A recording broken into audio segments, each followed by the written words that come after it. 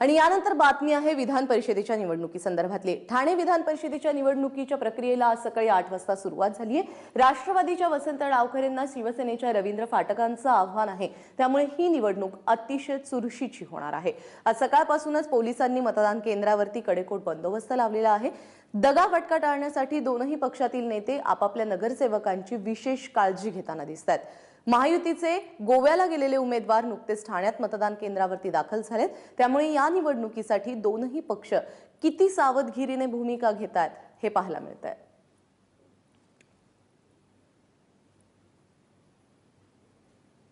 आणि काळजी घेण्याची काही गरज नाही, फक्त मतदान 8 ते 4 वाजेपर्यंत आरामात आमच्या सगळ्या नगरसेवकांनी प्रक्रिया कशी असेल ते समजून घेतलेली आहे। त्यानुसार भारतीय जनता पक्ष आणि शिवसेनेचे हे मतदार आता त्या ठिकाणी चाललेले आहेत।